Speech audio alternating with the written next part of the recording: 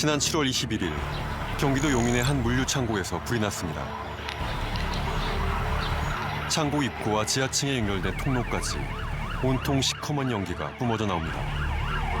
화재 당시 현장에선 69명의 노동자가 일하고 있었습니다. 최초 발화 지점은 냉동창고 안쪽 구석 쪽이고요. 불이 시작된 곳은 지하 4층 냉동창고. 소방관들이 지하로 진입할 엄두를 내지 못합니다. 창고 안쪽 벽에 둘러진 우레탄 폼이 타면서 발생한 유독가스 때문입니다. 우레탄 폼에 많은 화염이 빠른 시간에 번져나갔는데 연기를 마시고 바닥에 5명이 실직사한 그런 현장입니다.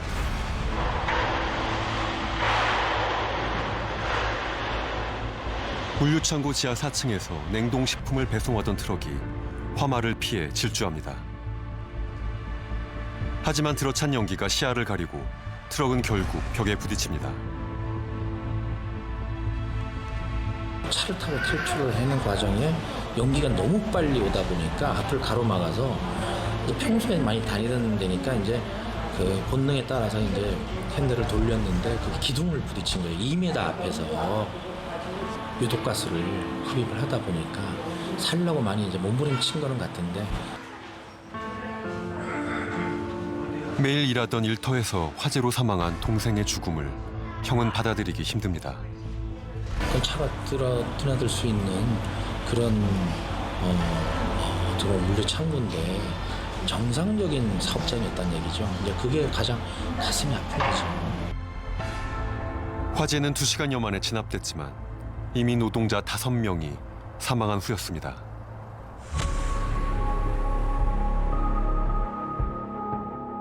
OECD 국가 중 대한민국이 최악의 산업재해 국가라는 사실은 널리 알려져 있습니다. 그중에서도 물류창고 화재 사건은 심각합니다. 일단 발생하면 수많은 노동자들이 죽고 다치는 대형 참사로 이어지기 때문입니다. 그런데도 물류창고 화재는 2008년에는 605건에서 2017년에는 1081건으로 계속 증가하고 있습니다. 동일한 유형의 산업재해가 반복적으로, 아니 점점 더 많아지고 있는 현실. 불에 갇혀 억울하게 죽어간 노동자들을 우리 사회가 외면하고 방조하고 때론 이용했기 때문에 만들어진 현실은 아닐까. 지난 4월 38명의 목숨을 앗아간 이천 한 익스프레스 물류창고 공사 현장 화재에는 참사가 재발되는 이유가 고스란히 담겨져 있었습니다.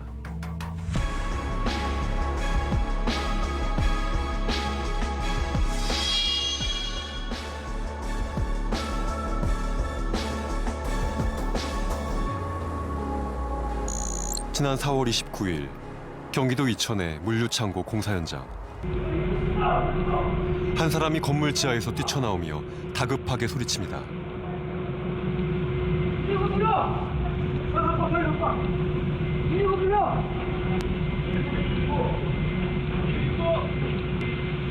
전화할 새도 없이 지하에서 불길이 번져 1층으로 타고 올라옵니다.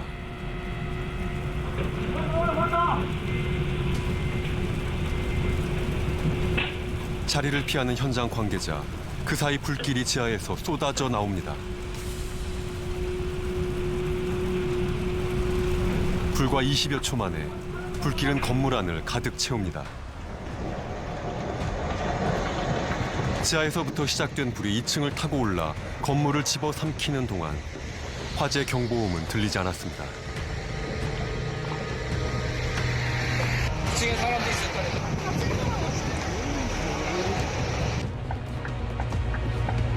노동자들이 채 빠져나오기도 전에 불길은 순식간에 창고 전체로 번졌습니다.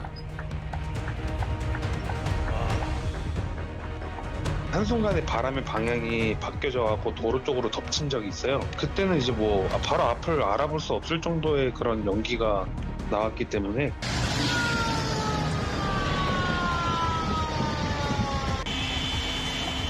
창고를 둘러싼 외벽은 샌드위치 패널.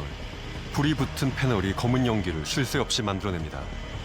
연기가 무지개 많이 났어요, 연기가. 그러니까 이제 불길은 전혀 안 보이고 연기가 그냥 전체 그 건물이 휩쓸 정도로 그냥 연기만 쏟아져 나왔어요, 시커먼 연기만.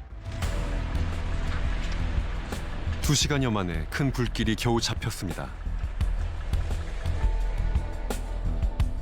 화재 당시 공사 현장에는 78명의 노동자가 일하고 있었습니다. 이 중 38명이 대부분 질식사로 사망한 채 발견됐습니다.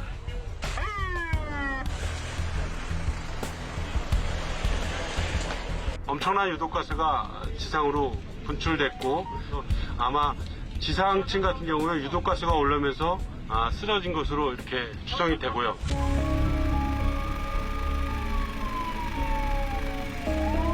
완공을 2달 앞둔 물류창고는 뼈대만 앙상하게 남아 있습니다.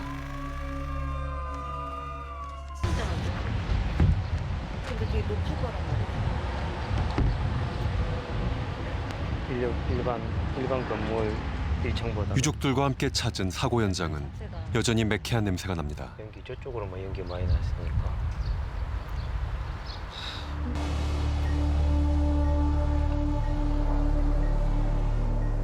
박시영 씨는 결혼한 지 1년도 안 돼서 남편을 잃었습니다. 남편은 15년 경력의 닥트 시공 전문가.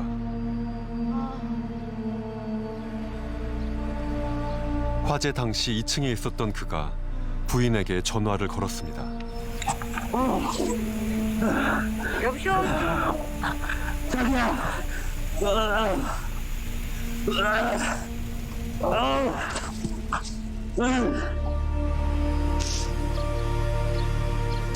이것이 부부의 마지막 통화였습니다.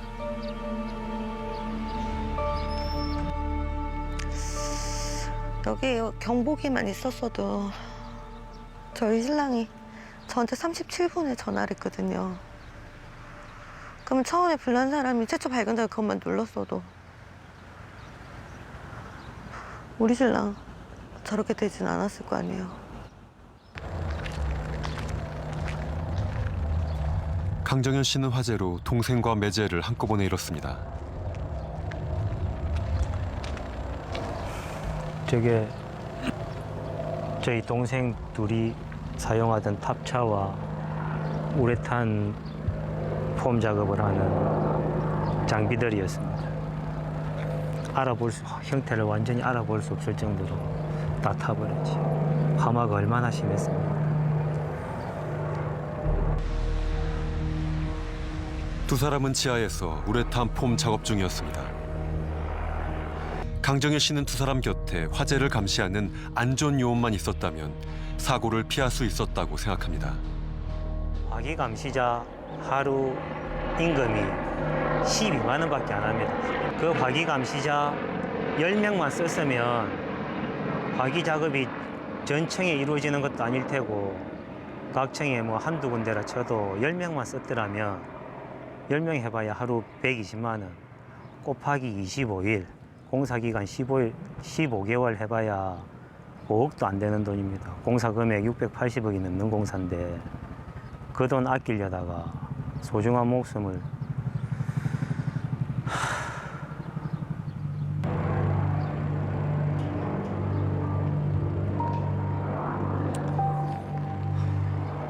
가슴 아파. 더 이상 보고 있을 수가 없습니다.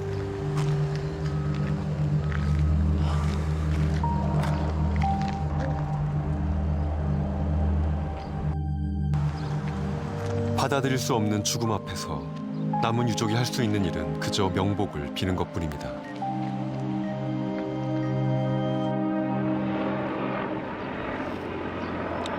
마음에 담아두고 있었던 무거운 짐들 다 내려놓고 그냥 김서방 매형하고 둘이서 좋은 곳에서 잘 지내라 동생아.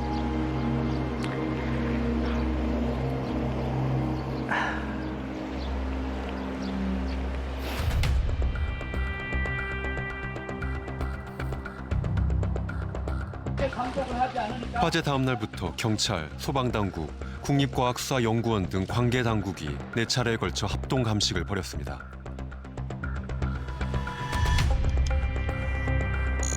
38명 사망이라는 대형 참사로 국민적 관심이 높아지자 경찰은 이례적으로 중간 수사 결과를 발표했습니다. 발화 원인은 화재 당일 오전부터 화재 발생 시까지 진행되었던 3번 실내기의 동배관 용접 작업이었다는 판단입니다. 사람이 가장 많이 생각하는 데가 합동 감식에 직접 참여했던 화재 감식 전문가를 만났습니다. 이들은 현장을 입체적으로 재구성해 원인과 상황을 정밀하게 분석했습니다. 화재 현장은 지상 4층, 지하 2층 구조의 물류창고. 사고 당시 지하 2층은 내벽에 붙일 샌드위치 패널에 우레탄 폼 작업을 하고 있었습니다. 이때 바로 옆에서 용접 작업이 동시에 진행되고 불꽃이 우레탄 폼에 옮겨 붙으면서 화재가 시작된 것입니다. 샌드위치 패널은 철판 사이에 스티로폼 등의 재료를 쌓아 올려 접착한 특수 합판입니다. 이 현장에서는 샌드위치 패널의 심재로 우레탄 폼을 사용했습니다. 우레탄 폼이 타면은 1m 앞도 볼 수가 없는 그런 연기가 빨리 찹니다. 그러면 사람이 방향 감각을 잃고 어디로 대피해야 될지 또 앞에 시야가 안 보이기 때문에 피난하는데 상당히 어려움이 있고 특히 우레탄 폼을 한 번만 흡입을 하게 되면 그 안에 들어있는 시아나수소라는 유독성 가스, 독성 물질에 중독이 돼서 빠른 시간 내에 사망을 할 수 있습니다.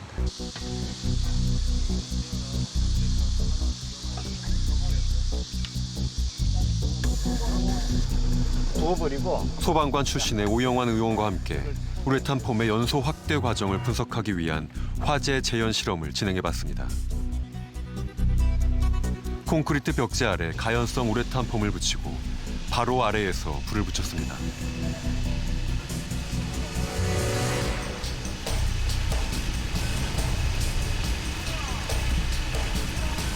불이 붙기 시작하자 급속히 불길이 번지면서 연기가 피어오르기 시작합니다. 불이 붙은 지 10초 만에 검은 연기가 거대한 기둥을 이루며 솟구치고 있습니다.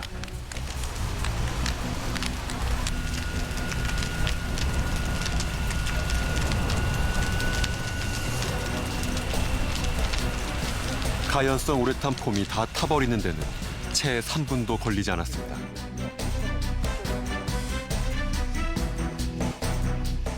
우레탄 폼 20g입니다.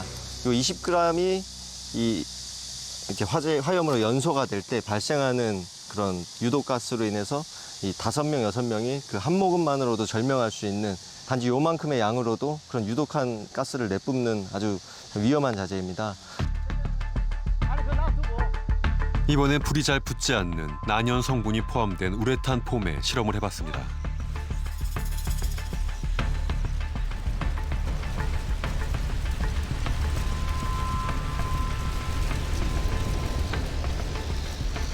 불이 붙었지만 빠르게 번지지 않았고 5분 정도의 연소가 지연돼 피난 시간을 확보할 수 있었습니다. 난연 성분이 많이 들은 우레탄 폼인 경우에는 타다가 화재 진행이 멈추게 되어 있습니다. 그래서 현장 이천이나 용인 같은 경우에는 난연 성분이 없다 보니 화염이 나면 급속도로 확산이 됩니다. 고열과 유독성 가스가. 지난 2014년 우레탄 폼 연소로 대형 참사가 자주 발생하자 국토교통부가 발표한 자료입니다. 모든 샌드위치 패널은 불에 잘 타지 않는 난연 성능을 확보해야 합니다.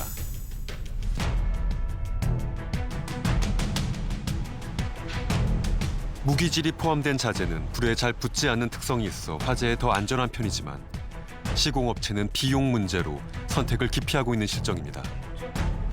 이 글라스올, 미네랄울 같은 건데 이런 무기질 단열재를 사용하면 불에 타지 않고 좋죠. 근데 이제 단점은 뭐냐면 굉장히 단열 성분이 떨어진다는 거죠. 그리고 또 비싸고 그러니까 업체들이 이제 그런 어떤 화재에 취약한 단열재를 굉장히 많이 사용하고 있고. 그런데 문제는 이 물류 창고가 공사 전 위험방지 계획서 제출 때부터 여러 차례 경고를 받았다는 겁니다. 용접 작업과 우레탄 폼 작업을 할 때 화재 폭발 위험을 주의하라는 등 착공 후 10달 동안 모두 3차례나 주의를 받았습니다.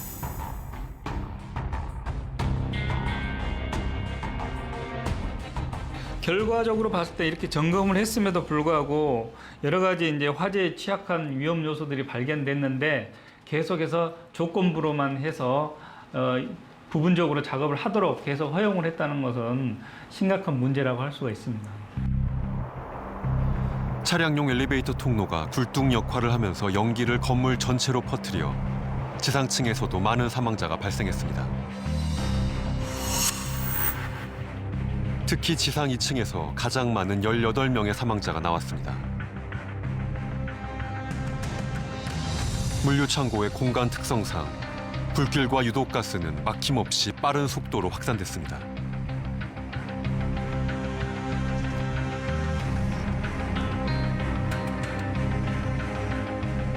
얼마든지 계단으로 대피할 수 있었는데 화염과 농연이 사람이 판단할 시간보다 빨랐습니다. 연기가 차고 호흡에 사람이 숨이 가빠가지고 방향을 잃었다.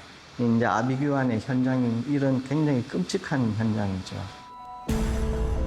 열폭 현상으로 터져버린 콘크리트 천장. 노동자들이 숨을 참으며 탈출하기 위해 뜯어낸 흔적이 선명한 벽.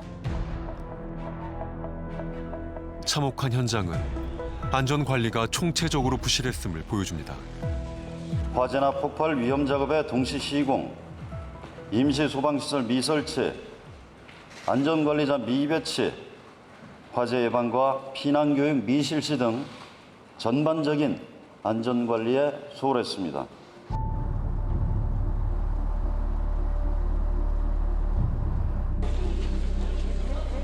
합동 분향소는 공사 현장 인근에 마련됐습니다.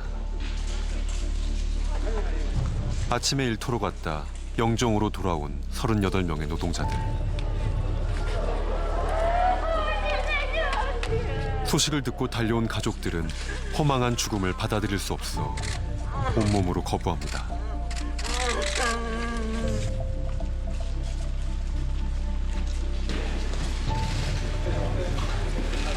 잠시 후 시공사 대표가 유족들을 찾아왔습니다.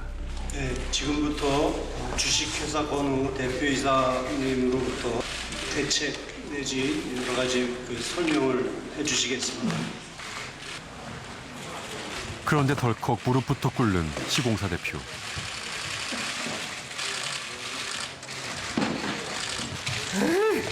죄송합니다. 제가 할 수 있는 일을 다 하겠습니다. 죄송합니다.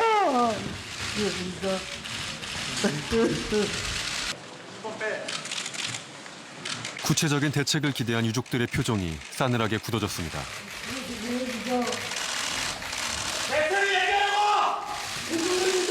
제가 할 수 있는 일을 다 하겠습니다. 대책을 얘기하라고!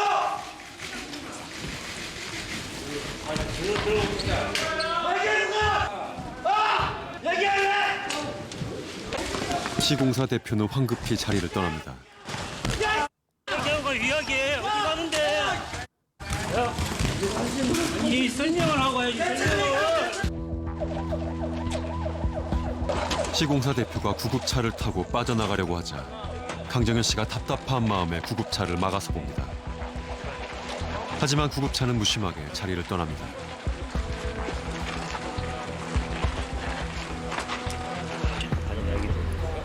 정현 씨는 동생과 매제가 하청업체에 소속돼 일하면서 공사 기간 단축에 시달렸다고 말합니다.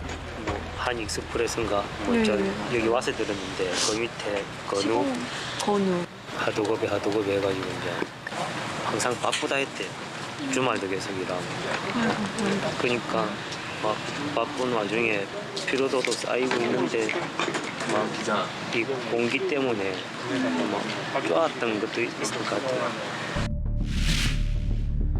공사 발주처와 시공사는 각각 다른 작업을 맡은 9개의 협력업체에서 모두 78명의 노동자를 현장에 투입해 동시 작업을 진행했습니다. 이 같은 다단계 하도급 동시 작업은 회사의 이윤을 극대화하는 구조입니다. 하도급이 이제 다단계로 내려가다 보니까 제대로 된 안전에 대한 지침이나 이런 것들이 전달이 제대로 되지 않고 그리고 뭐 이제 이야기하는 뭐 동시 작업 뭐 현실적으로는 위험한 줄 뻔히 알면서도 그 작업이 될 수밖에 없는 문제. 누구나 안전하게 일할 수 있는 현장을 만드는 게 건설사와 발주의 책임이겠죠. 의무고 책임인데 그 내용도 그냥 싹 다 빠져버리는 겁니다.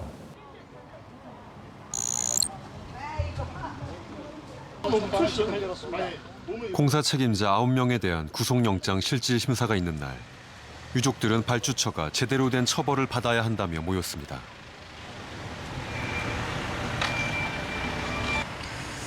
이걸 좀 말을 안 해서 시영 씨는 회사 측으로부터 합의에 대한 안내문을 받았습니다.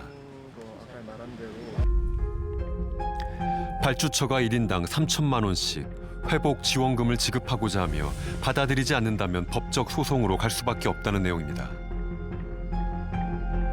제일 먼저 돈이 우선이 아니라 정말 사죄하는 마음을 갖고 용서를 빌고 그분들한테, 돌아가신 분들한테 미안함, 정말 사죄하는 마음으로 다가와야지 대화가 되고 뭐가 되는 거잖아요. 근데 그냥 띡 3천만 원 줄게 합의 봐. 좀 이런 식은 정말 아니잖아요.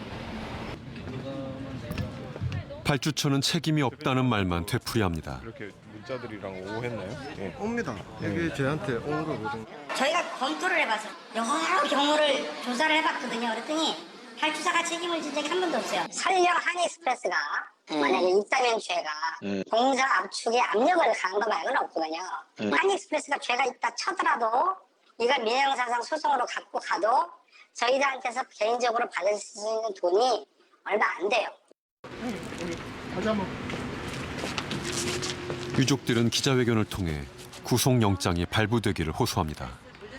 화재 참사 기자회견문 3천만 원 합의서에 다시 작성해서 형사처벌을 원치 않는다는 문구를 넣고 한익스프레스 이미지를 실추시키지 않는 언행과 글을 쓰지 않는다라는 말도 안 되는 문구를 넣어 합의하려 압박하고 있습니다. 다단계 하도급 위험의 외주화가 불러온 노동자 죽음의 진실을 낱낱이 밝혀주시길 바라며 가장 많은 책임을 져야 할 한익스프레스의 구속수사를 촉구합니다.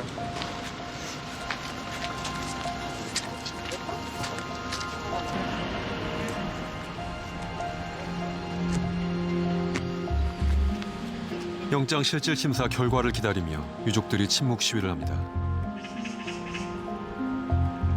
그 발주처부터 협력사까지 관련된 관계자들 그 인원들 지금 9명의 인원도 저는 솔직히 부족하다 생각합니다. 결국 발주처 관계자만 구속되지 않았습니다.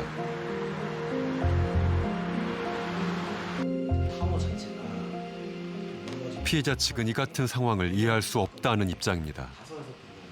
이미 다 합의를 다 봐보셨어요. 발주처인 한익스프레스 쪽은 지금까지 사고 이후에 일관되게 계속적으로 본인들은 민형사 책임이 없다.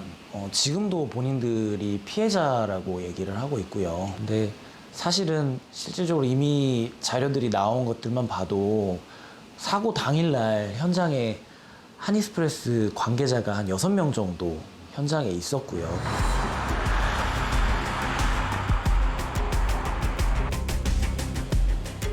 발주처 관계자를 직접 만나봤지만 말을 아꼈습니다. 보니까 또 위험방지 계획서 같은 것도 제출하시고 현장에서 시정 조치를 했으면 화재가 나지 않을 상황이었는데 안 했기 때문에 지금 이 경보대로 불이 났다. 시공사가 작아요. 저희가 그래서 그 부분은 다 법원에 관련되어 있는 자료를 수명하고 재판적인 상황에서 이렇게 뭔가 의견을 내고 말씀을 드린다는 게 사실은 좀 부담스러운 부분이 있잖아요. 사고의 책임은 법정에서 가려질 거라는 입장만 반복합니다.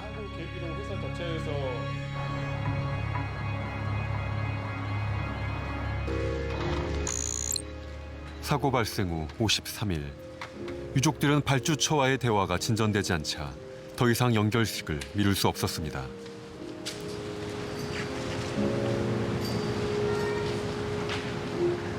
시영 씨는 남편과 함께 그렸던 미래, 같이 했던 약속들이 떠올라 더 심겹습니다.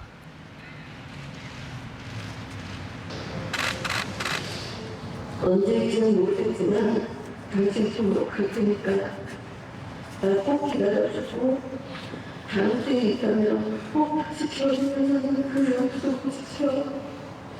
나도 당신이랑 다시 결혼하고 싶습니다. 그때는 진짜 오래오래 행복하겠습니다.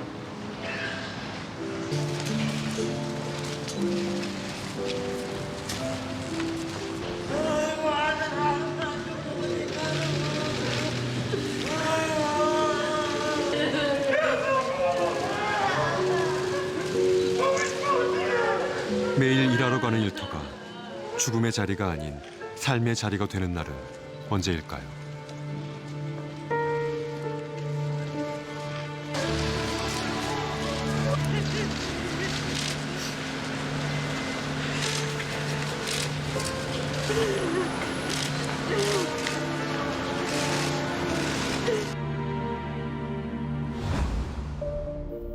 화재에 취약한 값싼 우레탄 폼 옆에선 화기가 있어서는 안 됩니다.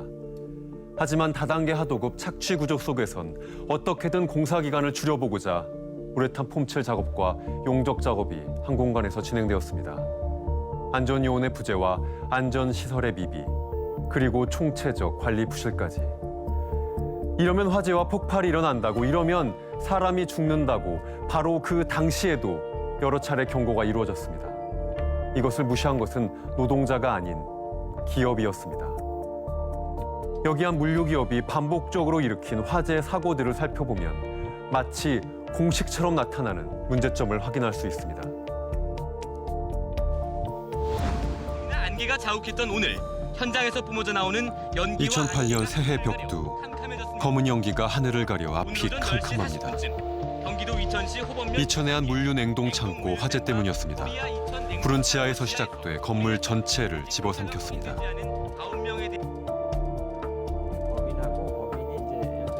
당시 합동 감식에 참여했던 산업안전 전문가를 만났습니다.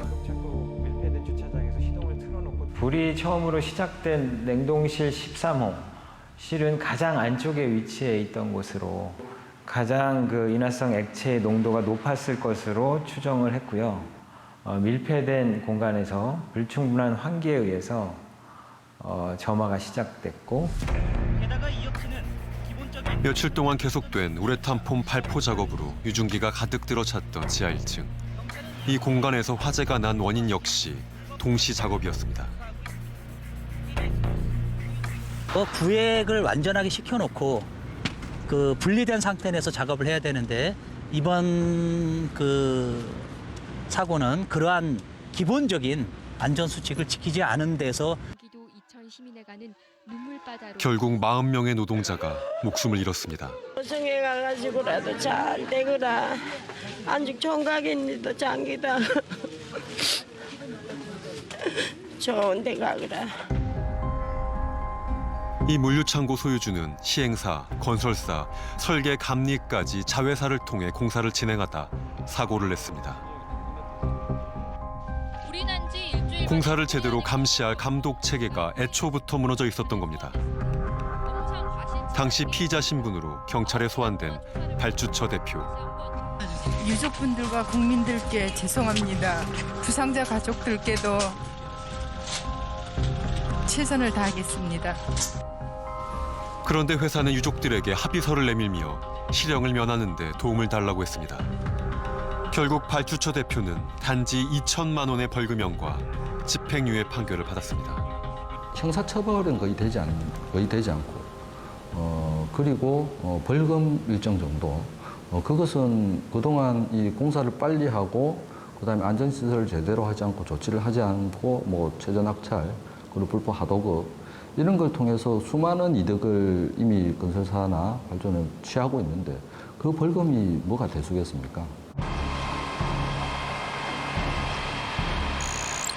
그리고 같은 해 12월, 이천의 또 다른 물류창고에서 비슷한 화재가 납니다.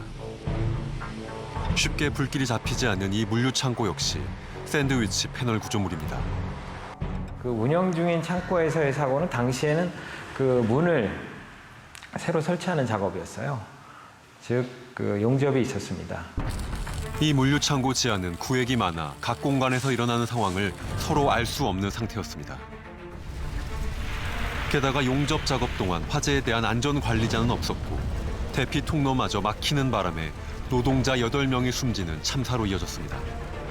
그 냉동 창고에 대한 관리는 시공 중에도 그렇고 시공 중이 가장 위험하다고 봅니다. 근데 운영 중에도 더더욱 각별한 위험성, 사전 위험성 평가와 그다음 평상시 관리가 필요한 그런 공간이죠. 경찰은 관리 업체의 책임을 집중적으로 조사 중이라고 했습니다. 관리 업체가 과연 어디까지 책임이 있는지, 어느 업체까지 주의 의무를 했어야 되는지에 대해서 한계를 지금 좀 명확하게 해서 수사하고 있고. 그러나 처벌 대상은 하청업체의 노동자와 용접공뿐. 공사업체의 대표는 안전대책을 마련할 직접적인 주의 의무가 없다며 무죄를 선고받았습니다.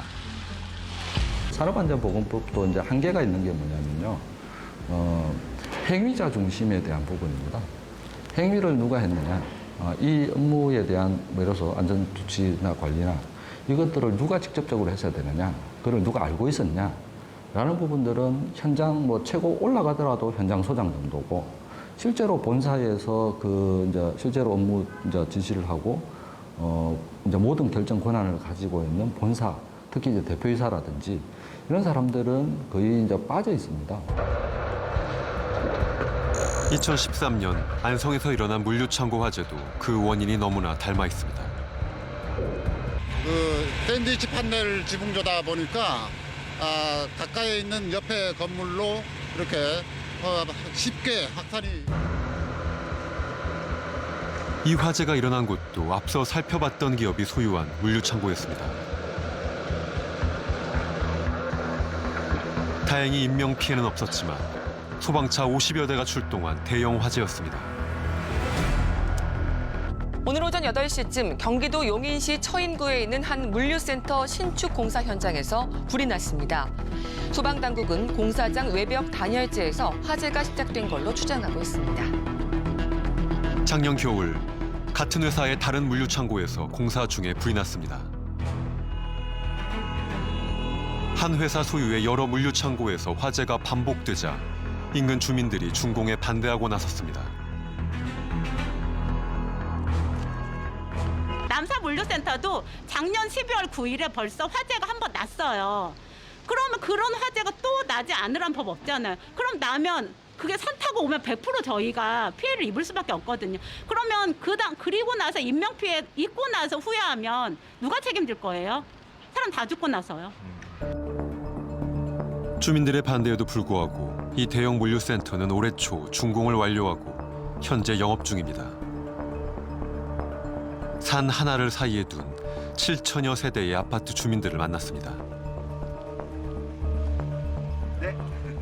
주민들은 이 물류창고 소유주가 여러 차례 화재 사고를 일으켰다는 사실에 두려움이 컸습니다. 우리는 여기에 입주를 했고 여기 큰 업체가 들어왔는데 과거에 큰 불을 낸 업체더라. 근데 이제 좀 겁나고 무섭기는 하지만 뭐 잘 하겠지라고 생각을 했는데 딱 이렇게 사고가 난 걸 보니까 달라진 게 별로 없구나. 또 업체가 물류센터가 또 들어온다는 그거에 저희가 강분을. 그런데 화재 관리에 소홀한 이 회사가 물류센터 바로 옆에 주유소를 지을 계획을 세우고 있었습니다. 스터디해가지고 만든 자료예요. 그래서 지산에 관해서 바로 맞은편에 이제 주유소를 짓기로 했었는데 워낙 화재에 민감하다 보니까 우리 주민들이 주유소만은 안 된다. 다른 건 몰라도 주유소만 안 된다 해서 제가 정말 그 부분을 강력하게 어필을 해서 그 담당 임원이 주유소는 그럼 포기하겠습니다 하고 저희한테 약속을 해서 그 부분은 저희가 참 고마워했어요. 그나마. 하지만 고마움도 잠시. 물류센터는 주민들 몰래 주유소 부지 허가를 다시 신청했습니다.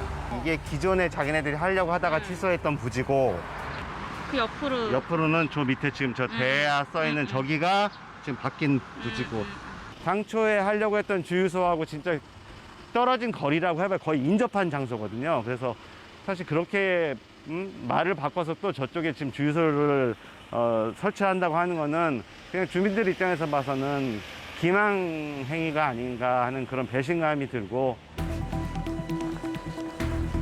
도대체 어떻게 된 일일까? 업체를 찾아갔지만 정식 인터뷰는 거절했습니다. 안녕하세요. 회사 대표에서 이야기해 주실 분을 좀 만나고 싶어요. 일정을 잡고 정해서 2008년도 운영창고에 있을 때는 중국이 많았었고, 그리고 운영 감사분기 터미널을 진행하면서 그 서쪽 부근에 그 운영부터라고 인명피해 없이 아무런 문제 없이 끝났고. 터미널 앞에 주유소 건설 같은 경우에도 약간 마찰이 있는 걸로 알고 있거든요. 전혀 없습니다. 거기 애들은 전세사하고 사글서 월세산 애들이 내려와서 있어요. 예. 이렇게도 할 필요가 없죠. 저희들이 물류 터미널 있으면은 항상 터미널 옆에 주유소가 있어야 됩니다. 그래서 그걸 허가를 제공을 취하고 지금 하고 있어요. 업체는 주민들의 의사와 상관없이 공사를 진행할 계획이라고 했습니다.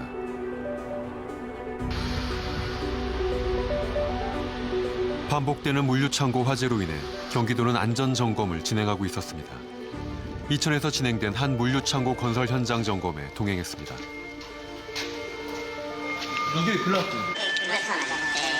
글라스로 이제 불은 안 붙는. 네네네. 이 공사 현장에서는 샌드위치 패널에 불연제인 글라스우를 사용하고 있었습니다.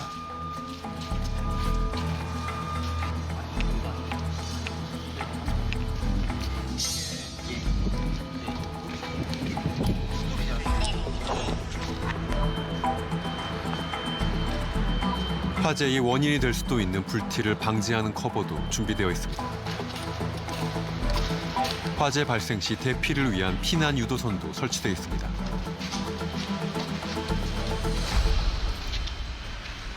피난 유도등이 있으면은 비상 정보 장치 같은 게 있나요?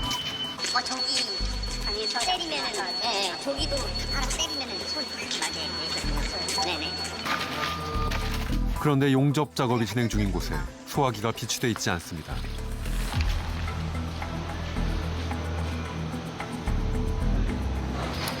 그 용접 하실 때 소화기라도 하나 좀 넣고 해주시면 돼요. 소화기 어째서요?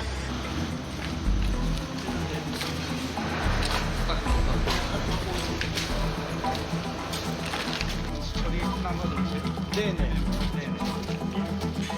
그리고 속이 텅 비어있는 소화기도 발견됐습니다. 아무것도 없잖아. 버리겠습니다. 이게 못 쓰는 것들 다 버린다고 버렸는데 한번 돌면서. 네네 맞습니다. 초록색. 고쳐놓으면은 그냥 아무것도 없어요. 바로 팽이. 회사가 가능하니까.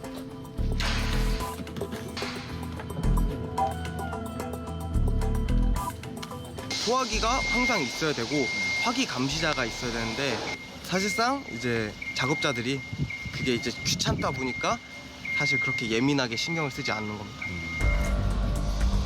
하지만 공사 현장 노동자들의 주의만으로 화재를 예방하기 어렵습니다.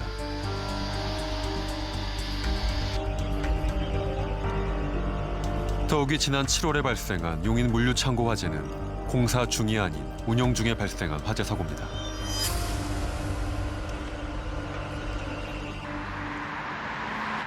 사고가 난 지 3일 후 시영 씨가 용인 화재 유가족을 찾아왔습니다.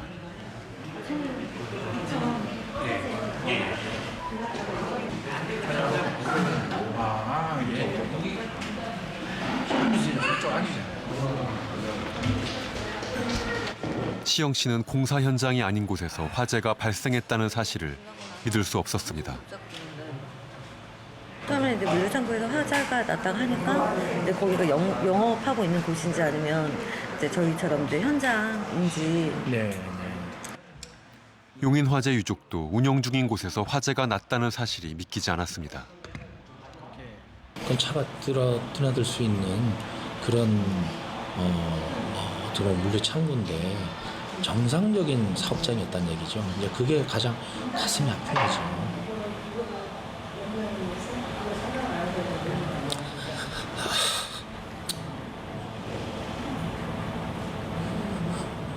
얼마나 이제 순간에는 살고 싶었을까 그런 생각도 들고요. 정말 죽을 상황이 아니었는데 죽은 게 안타깝죠. 저는.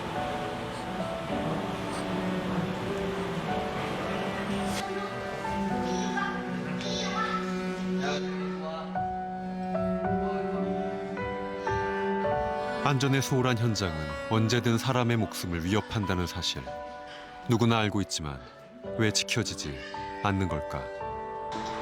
그게 여기서 진짜 저도 앞으로 1년이 지나고 또 5년이 지나고 10년이 지났을 때 어떻게 아물지는 모르겠지만 절대 못 잊을 것 같아요.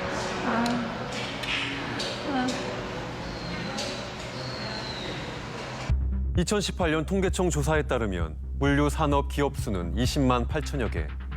코로나19로 인해 비대면 산업이 부상하면서 택배 물량을 중심으로 물류업계는 호황을 맞이하고 있습니다. 하지만 물류 쪽은 하청, 일용, 특수고용 등 고용 구조가 매우 파편화되어 있어 현장 안전 조치가 제대로 작동하기 어려운 구조입니다. 지금 구조 이대로라면 성장하는 비대면 산업에서도 참사는 예정되어 있습니다.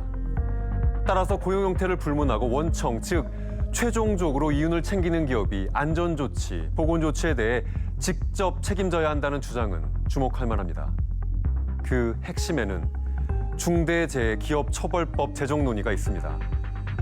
대형 사고가 나도 하청업체 관계자만 처벌받고 그 처벌도 대부분 벌금에 그치는 현실을 받고 원청 기업과 그 기업의 경영 책임자, 나아가 정부 관련 책임자들에게 무거운 책임을 묻는 법률을 제정해야 한다는 것입니다. 유족들이 바라는 것은 명확했습니다. 다시는 이런 일이 발생하지 말아야 한다는 것. 어디서부터 불이 시작됐는지가 아니라 왜 이번에도 똑같은 화재로 인해 많은 희생자들이 발생했는지, 왜 노동자들이 똑같은 참사를 당해야 했는지 알고 싶습니다. 진실이 밝혀지고 책임자 처벌이 있을 때까지 반복되는 비극을 막기 위해 유족들은 사업주가 안전을 위해 적극 나설 수 있도록 기업의 책임을 그것도 무겁게 물어야 한다고 말합니다.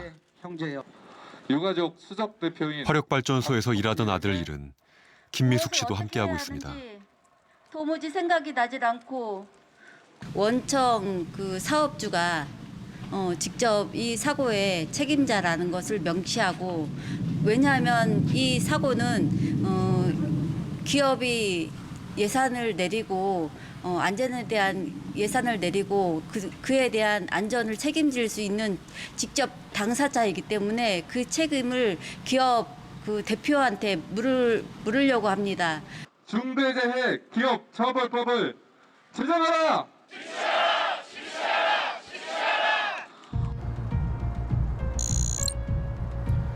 물류창고 화재와 같은 대형 참사의 책임을 기업에게 물어야 한다는 인식. 중대재해기업처벌법 제정에 대한 논의로 이어지고 있습니다. 기업에게 정당한 책임을 물어야 한다. 네. 어떻게 물을 것이냐? 여러 가지 방식이 있겠죠.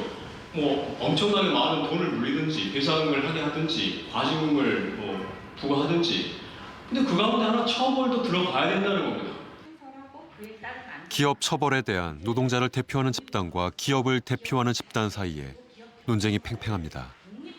구체적으로 중대재해기업처벌법이 이제 제정이 됐을 때 과연 현장에서 어떻게 이렇게 법을 위반해서 사고를 위반한 행위자보다 주의 감옥에 있는 어떤 이 대표이사나 이사를 더 강하게 형사처벌하는 게 과연 이 사망사고 감소에 효과가 있을 건가에 대해서는 저희는 굉장히 좀 부정적입니다. 그래서 이 중대재해기업처벌법이 제정이 되어야 반복되는 사고, 똑같은 기업이 계속 노동자를 죽게 만드는 현장 이런 걸 바꿀 수 있다고 생각하기 때문에 이번에 반드시 입법 제정을 해야 된다고 생각하고 있고,